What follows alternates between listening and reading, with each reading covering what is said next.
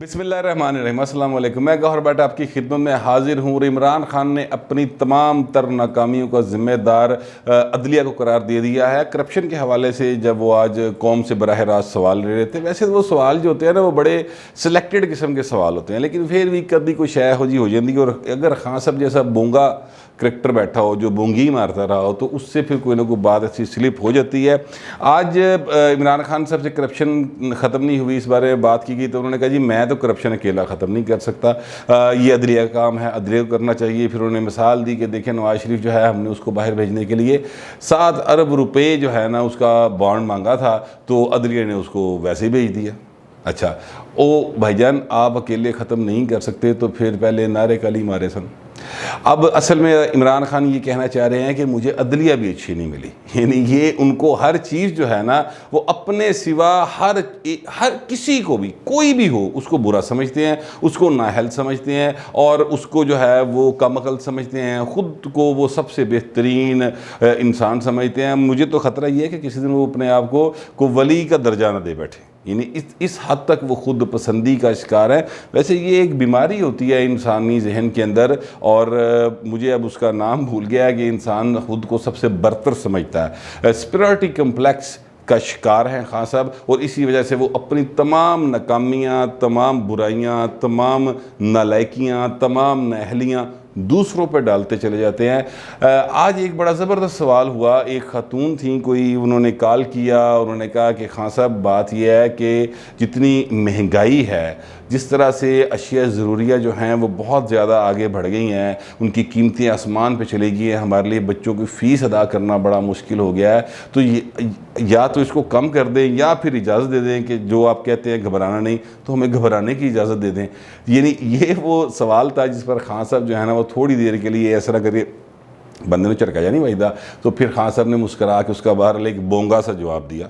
बिल्कुल एक, यानी मैं समझता हूँ कि भूख का जो जवाब होता है ना वो सिर्फ रोटी होता है, इसके अलावा कोई दूसरा जवाब नहीं होता। भूखे को रोटी चाहिए होती है। और यहाँ पर लोग जो हैं वो ख़ते सतह गुर्बत से 1 करोड़ मज़ीद लोग जो है ना वो उससे नीचे चले गए हैं। 1 करोड़ इंसान जो है ना मज़ीद वो पहले वो यानी 40% थी तो 50% जो है वो क्रॉस कर गई है। ये हाल है। और खान साहब तिफल तसल्ली दे रहे कि आप घबराना नहीं है, ज़रा सब्र रखो, ज़रा ब्रेक रखो। खान साहब ने उस खातून से भी कहा कि आपने घबराना बिल्कुल नहीं है। और भाई ने कदों जाके घबराना है, ज़रा वो कोई टाइम फ्रेम दस दिओ कि तुम उसले कहोगे जनाब हुण घबरा लो। यानी खान साहब जो हैं वो हर अपनी बात जो है अपनी गलती, कोताही, नाकामी, जुर्म दूसरों पर डालते चले जाते हैं। और यही वो वजह है जिस वजह से खान साहब से वो भी परे हो गए कि यार उन तो आप ही निबेड़, ठीक है, वो भी परे हो चुके हैं। मैंने ये बात बहुत दफ़ा कही है और लोग फिर ये सवाल करते हैं कि यार आप हर दफ़ा कह छोड़ते हैं, होता तो कुछ नहीं। चीज़ें बनती हैं और बिगड़ती हैं। सियासत में कोई चीज़ रातों रात नहीं हो सकती, उसके लिए आपको एक ये एवोल्यूशन का प्रोसेस होता है, उसमें चीज़ें आहिस्ता ख़राब होती हैं और आहिस्ता ठीक होती हैं। लेकिन हमारे यहाँ पर लोग ज़ाहिर है जितने तंग हैं अब इस हुकूमत से, तो लोग रातों रात ही चेंज चाहते हैं, लेकिन ऐसा मुमकिन नहीं है। इस तरह का दावा जो है ना वो कोई मालिया खोलिया का शिकार बंदा ही कर सकता है। ये नहीं मेरा मतलब इमरान खान वर्गा बंदा ही कोई जेड़ा कोई जिन्हों कोई चीज़ों की सेंस ना होवे, लोगों को धोखा देने के लिए झूठ बोलता हो, उस तरह का शख्स ही ऐसी बात कर सकता है कि जनाब मैं आऊँगा तो बिल्कुल ऐसे करके 200 अरब डॉलर आ जाएंगे। वो उसने कहा था ना कि मुराद सईद साहब जो हैं वो ही जिनका रेहाम खान ने जिक्र किया था, बड़ा गंदा सा, मैं उसकी बात उस तरफ नहीं जाना चाहता। तो वो उन्होंने कहा था कि खान साहब आएगी 200 अरब डॉलर आएगी, 100 अरब डॉलर देगी, 100 अरब डॉलर यहाँ खर्च करेगी। वो भाई साहब किधर गए, वो कहाँ गए वो 200 अरब डॉलर। इसी तरह वो फैसल वाडा साहब है, उन्होंने कहा ये 2 हफ्ते में सारा कुछ ठीक हो जाएगा। वो हामिद मीर के प्रोग्राम में उन्होंने कहा था। तो इस तरह की बहुत सारी मिसालें, ये वही लोग इस तरह की बात कर सकते हैं जिसमें या तो जो बिल्कुल पागल है या फिर वो बहुत बड़े ड्रामेबाज और धोखेबाज लोग हैं जो कौम के साथ, लोगों के साथ झूठ बोलते हैं, झूठे वादे करते हैं, और जब वो पूरे नहीं होते तो फिर दूजियां दे पांदे फिरदे कि एदी वजह तो नहीं आया, एदी वजह तो नहीं आया, एदी वजह तो नहीं है।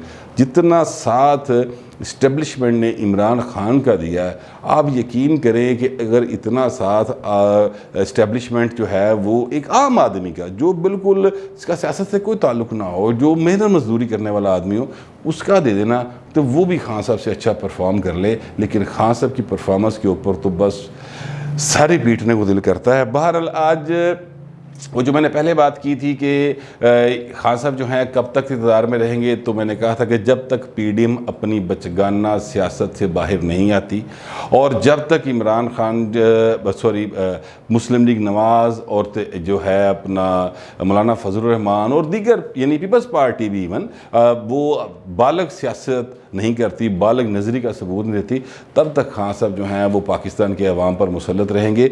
तो यही बात जो है बिलावल भुट्टो साहब ने अपनी तकरीर में की है। उन्होंने कहा कि देखिए, हमें अवाम को इस महंगाई बेरोज़गारी से जान छुड़ानी है और ये हम छुड़ा सकते थे माजी में। जब हमने गिलानी साहब का इलेक्शन जीता तो हम उसको उनसे जान छुड़ा सकते थे। उसके बाद हम चलते लॉन्ग मार्च करते और कहते कि खान साहब हम आ रहे हैं, तो हमारे इस्लामाबाद पहुंचने से पहले इमरान खान भाग गया होता। लेकिन हमने ऐसा नहीं किया। और ये भी उन्होंने कहा कि मुझे समझ नहीं आई कि किसने ये रातों रात कैसे इनके जहन में ये बात आ गई कि इस्तीफ़ों से मशरूत कर दें। बहरहाल बिलावल भुट्टो ज़रदारी ने बड़ी एक मेच्योरिटी के साथ यानी ये भी कहते रहे साथ साथ कि जनाब मैं मिलकर साथ चलने को तैयार हूँ, और हमें एक दूसरे के खिलाफ बात नहीं करनी चाहिए, लेकिन साल ला लेना पंजाबी के अंदर प्यों प्यों के मार दे भी रहे। मसलन उन्होंने याद दिलाया कि ये वही गिलानी साहब हैं जिनको सियासी जमातों ने नाअहल करवाया था और फिर उन्हीं सियासी जमातों ने उनको वोट दे के सेनेटर भी बनवाया। तो ये मतलब वो उनका ज़ाहिर वाज़ेह इशारा जो है मुस्लिम लीग नवाज़ की तरफ है। आपको याद होगा कि मुस्लिम लीग नवाज़ ने बड़े जलसे किए थे, बल्कि मियाँ मोहम्मद नवाज शरीफ ने शेखुपुरा में ख़िताब करते हुए कहा था कि तुम घर जाओ, अगर तुम्हें अदालत जो है वो अहल करार दे तो वापस आओ, वरना घर चले जाओ। इस तरह का पूरा, क्योंकि 20-25 रोज़ लगे थे इस सारे मामले में, तो बड़ी नून लीग ने बड़ी तकरीर की थी। एहसन इकबाल साहब बड़े उड़ उड़ के पै रहे सन गिलानी साहब ने, तो वो उन्होंने एक हवाला दिया कि जनाब आप ही ने नाअहल करवाया था और फिर वो वक्त भी आया कि आप ही के वोटों से वो दोबारा सेनेटर बन गए हैं। तो मतलब उनके कहने का ये था कि सियासत में कुछ भी हतमी नहीं होता, इसलिए फाइनलिटी की तरफ मत जाएं, प्रोसेस में चलें और प्रोसेस के साथ हम इसको आगे ले जा सकते हैं।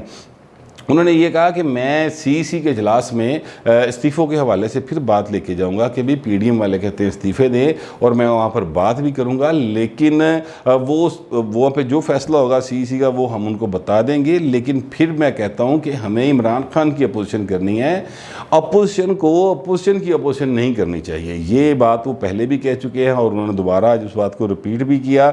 इसके साथ साथ उन्होंने कहा कि वो अख्तर तारड़ साहब की तरफ इशारा करते हुए कि यार मैं किस तरह से बेनज़ीर के कातिलों के जो वकील हैं उनको किस तरह से मैं लीडर मान लूँ, और ये मैं अपनी पार्टी के कारकुनों को और रहनुमाओं को और सेनेटर्स को नहीं कह सकता कि आप इनको वोट करें।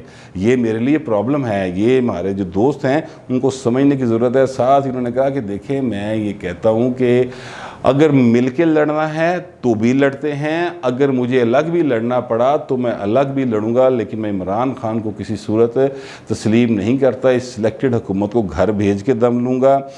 लेकिन उन्होंने जो बात की, उन्होंने कहा कि मैं हर चीज़ पर समझौता कर सकता हूँ, इज़्ज़त पे समझौता नहीं करूँगा। ये एक्चुअली एक इशारा है नून लीग के उन रहनुमाओं की तरफ कि यार मेहरबानी करो, एडे अगे ना वधो। ये एक तरीके से उन्होंने उनको एक किस्म की, अगर मैं बहुत माइल्ड भी करूँ तो एक शटअप कॉल दी, यानी उन्होंने कहा यार चुप कर जा, बस करो, जान दे यार, बस कर। इस तरह करके उन्होंने एक बात की। लेकिन साथ ही उन्होंने ये मशवरा दिया कि मैं अपने दोस्तों से कहता हूँ कि लंबे लंबे सांस लें और ठंडा पानी पिएँ, ईजी लें, थोड़ा धीरज रखें, मतलब कहने का ये था। और वो ये बातें इसलिए कर रहे हैं क्योंकि मुस्लिम लीग नवाज़ की तरफ से सीज़ फायर नहीं हो रहा और वो मुसलसल जो है बढ़ बढ़ के पीपल्स पार्टी के ऊपर हमले कर रहे हैं। मैंने तो लगता है जिस तरह पीपल्स पार्टी इक़्तिदार में है और इमरान खान जो है उनके साथ कोई हाथ मिला लिया नवाज शरीफ ने या मुस्लिम लीग नून ने, क्योंकि जब तक ये पीडीएम मुत्तहिद नहीं होगी तब तक इमरान खान पाकिस्तान के ऊपर मुसल्लत रहेगा। और अगर ये बात नून लीग इस बात को समझते बूझते जानते खाम खा एक इशू को बनाती चली जाए और उस पर बात करती चली जाए, गल्ला जो गल कर दी टुर दी जाए, तो फिर जाहिर है कि उसके नतीजे में पीपल्स पार्टी कितनी देर खामोश रहेगी, वो भी फिर बोलेगी। अच्छा, जब मैं ये सारी बातें कह रहा हूँ तो मैं यार हकायक पे मबनी बात कह रहा हूँ, मैं कोई ऐसी बात नहीं कह रहा जो कि आउट ऑफ कॉन्टेक्स्ट हो, ना ही मुझे किसी की वकालत की ज़रूरत है। लेकिन जो मैं समझता हूँ कि पीपल्स पार्टी और नून लीग को आपस में नहीं लड़ना चाहिए, क्योंकि पीडीएम का नुकसान है और मुल्क की सियासत जो है वो और तरफ निकल गई है। इमरान खान देखे ना कितने रिलैक्स बैठे हुए हैं सुकून डाट काम में, हालांकि वो उनके साथ नहीं है। इसके बावजूद इमरान खान को खतरे कोई नहीं, उन्हें पता है कि मैं जनाब ये आप ही लड़ते फिरते हैं, मैंने ना तो कोई खतरा हो सकता है, वो आराम से बैठे हुए हैं। अगर आप आपस में लड़ाई मत करें तो फिर नतीजतन ये होगा कि इमरान खान जो है ना वो घर जाने की बैग बुक बनना शुरू कर देगा और हालात जो हैं वो इस तरफ चले जाएंगे, फाइनली वो कहेगा कि अच्छा भाजी मैं घर जाना। या एक जो ड्यू प्रोसेस है कि आप अदम एतमाद की तहरीक ले आएँ और उसमें लोगों को साथ मिला के उनके ख़िलाफ़ उनको अदम एतमाद के ज़रिए बाहर निकाल दे, दोनों सूरतें मौजूद हैं। लेकिन उसके लिए बहुत ज़रूरी है कि पीडीएम की जमातें पहले आपस में तो इत्तफाक पैदा कर लें। तुसी किसी ਨੂੰ घटा तुसी किसी ਦੀ इमरान खान को कुछ कहना है, लिहाजा इमरान खान को पीडीएम से फ़िलहाल कोई ख़तरा नहीं है। अगर इमरान खान को इस वक्त किसी से ख़तरा है तो वो सिर्फ उसकी अपनी ज़ात से ही है और किसी से नहीं है। कि वो जरदारी साहब ने कहा था ना कि हमने नहीं आपको गिराना, गिरना आपने खुद है, वो उस वक्त उन्होंने एक तंजन बात की थी, तो वो बहरहाल बात लगता है ऐसे ही है कि इन्होंने तो नहीं डिगना, जरदारी, नवाज शरीफ, मौलाना फजल रहमान, इन्हें तो इमरान ने डिगना, इमरान ने जो भी डिगना आप ही डिगना, क्योंकि ये तो एक दूसरे को गिराने में लगे हुए हैं। बहरहाल पीडीएम की जो सूरत हाल है ये बड़ी अफसोसनाक है और इस पर बहरहाल सोच समझने की ज़रूरत है और ठंडे दिमाग से बात करने की ज़रूरत है। फ़िलहाल तो मुस्लिम लीग नवाज़ की जो सबसे ज़्यादा मकबूल रहनुमा हैं और उनकी बहुत जद्दोजहद भी है, ये बात दुरुस्त है। और उन्होंने इनके ना पंजाबी चंगी पी कटी है मरीम नवाज साहबा ने, वो कोई छोटी बात नहीं होती कि आप बाप के साथ पकड़ के साथ वापस आएँ और आके आप यहाँ पर जेल काटें और फिर खातून होने के बावजूद आपको 2 दफ़ा जेल काटनी पड़े, आप बीमार भी हों इसके बावजूद आप जेल काटें और अपने बाप का साथ ना छोड़े, ये मजाक की बात नहीं होती। यानी मरीम के भाई भी तो हैं ना, उनमें से तो कोई नहीं आया, मरीम नवाज़ आई और आके साथ उन्होंने जेल काटी है। तो ये बड़ी एक अप्रिशिएट करने वाली बात है जिसको मैं अप्रिशिएट करता हूँ। लेकिन यार थोड़ा सा अब मतलब ब्रेक पे पाँव रखे। वैसे मरीम नवाज साहबा ने ब्रेक पे पाँव रखा हुआ, आज उन्होंने ट्वीट्स किए हैं, मगर वो ट्वीट्स जो हैं वो इमरान हुकूमत के ऊपर तनकीदी हैं। शुक्र है खुदा अदा कि पीपल्स पार्टी के ऊपर तनकीद नहीं की, लेकिन जो लोग बोल रहे हैं यानी एहसन इकबाल साहब हो गए, शाहिद खान अब्बासी साहब हो गए, या वो जो अख्तर नज़ीर वो तारड़ साहब हैं, मुझे उनका नाम भूल जाता है, आज़म नज़ीर तारड़ साहब, सॉरी हाँ आज़म नज़ीर तारड़ साहब हैं, वो जो हरकतें और जो चीज़ें कर रहे हैं वो लगता है कि वो जो बातें जो चीज़ें कर रहे हैं वो सारी की सारी मरीम नवाज साहबा के खाते में पड़ रही हैं कि उनके कहने पर, उनके इशारे पर ये सारे काम किए जा रहे हैं। बहरहाल उम्मीद यही है पीपल्स पार्टी को भी और जो भी मुस्लिम लीग नवाज़ के अंदर जो ऐसे लोग मौजूद हैं जो पीपल्स पार्टी के साथ बना के और पीडीएम को मुत्तहिद रखना चाहते हैं, उनको उम्मीद यही है कि शहबाज शरीफ साहब जो हैं जब बाहर आएंगे तो ये दोनों तरफ से सिलसिला रुक जाएगा और फिर चीज़ों को बेहतरी की तरफ ले जाया जा सकेगा।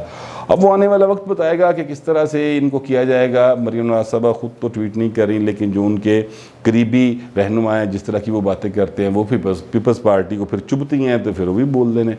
लेकिन बहरहाल ये उनका मसला है, वो कब चुप करेंगे कब नहीं करेंगे। मेरा अपना एनालिसिस यही है कि पीडीएम जो है इस वक्त अगर इमरान खान इक़्तिदार में है तो उसकी ज़िम्मेदार पीडीएम की बचगाना सियासत है। ये मेरा फ़ाइनल एक समझ ले कि मेरा तजिया है। अब आप इससे इत्तफाक़ करें या इख्तलाफ करें ये आपकी मर्ज़ी है, सवाल ज़रूर करें लेकिन ज़रा थोड़ी सी तहज़ीब के साथ कर लिया करें, मैं उसका जवाब भी दूंगा। अच्छा, आज मेरे जो पहली वीलॉग था उसमें मैंने जो बात की और उस पर चौधरी मंजूर साहब हैं जो कि पीपल्स पार्टी पंजाब के जनरल सेक्रेटरी हैं, बड़े मरूफ आदमी हैं, उन्होंने मुझे कॉल किया और उन्होंने कहा कि देखें जो है ना परवेज़ मुशर्रफ साहब, उनको उन्होंने मुझे बल्कि एक्चुअली फैक्चुअली करेक्ट किया और मैं भूल गया हुआ था, तो उन्होंने मुझे याद दिलाया और उन्होंने कहा कि देखें जब परवेज़ मुशर्रफ साहब को बैंड बाजे दे नाल और सलामियां दे नाल पाकिस्तान से बाहर भेजा गया तो वो हमने नहीं भेजा था, क्योंकि उस वक्त तक आसिफ जरदारी साहब सदर नहीं थे, गिलानी साहब वज़ीर आज़म ज़रूर थे, लेकिन जो सेनेट के चेयरमैन होते हैं बेसिकली जब कोई सदर जाता है तो अगले सदर के आने तक सेनेट का चेयरमैन जो होता है वो कायम मुकाम सदर बनता है। तो उस वक्त मियाँ मोहम्मद सोमरू साहब सेनेट के चेयरमैन थे, तो उन्होंने ये सारा अरेंज किया था और गिलानी साहब उस तकरीब में गए भी नहीं थे। इसलिए वो बात हम पर जो डाली जाती है, यानी पीपल्स पार्टी पर वो कहते हैं जो बात डाली जाती है वो गलत है। और ये उन्होंने कहा कि जी यार ये एक बात मैं आपको याद दिलाना चाहता हूँ, तो फिर मैंने उनकी इजाज़त से उनका नुक्ता नज़र आप तक पहुँचा दिया है। और दूसरी बात जो है वो वही जो परवेज़ लाई के हवाले से है, तो परवेज़ लाई साहब जो हैं वो उनको स्कॉटलैंड यार्ड ने तो ज़ाहिर है कि एक वो किया था, जो भी उनको क्लीन चिट दी थी कि बेनज़ीर कत्ल मुलव्वस नहीं है, लेकिन परवेज़ लाई साहब ने ज़ाती हैसियत में भी भुट्टो ख़ानदान के लोगों को और आसिफ जरदारी साहब को इसकी पूरी वजाहत और सफाई पेश की थी कि जनाब साडा कोई तल्लक नहीं, परवेज़ मुशर्रफ ज़रूर हो सकता होवे विच असी इस काम में नहीं है, हम इस किस्म की चीज़ों को में नहीं पढ़ा करते, ये उन्होंने उस वक्त कहा था। तो वैसे यार मतलब एक बात है, पीपल्स पार्टी पर भी तो चौधरी शुजात के वालिद चौधरी ज़हूरुल्लाह के कत्ल का इल्ज़ाम है ना, बल्कि इल्ज़ाम क्या है उसमें पीपल्स पार्टी के 3 जेले सजाए मौत हुए हुए, तो वो सच्चे या झूठे जो भी, लेकिन वो भी तो है ना। तो फिर सियासत में चीज़ों को थोड़ा सा कंप्रोमाइज़ करके चलना पड़ता है, और वही शायद किया गया था। बहरहाल मेरा ख्याल है कि मैं इस बात में ज़्यादा डिटेल चला गया हूँ। मैंने जो पहले वीला किया है और जो अब किया है, इस पर अगर आपका सवाल हो तो प्लीज़ ज़रूर पूछिए, लेकिन डिसेंसी के साथ। फिल वक्त इतना ही, मिलते हैं अगले वीला।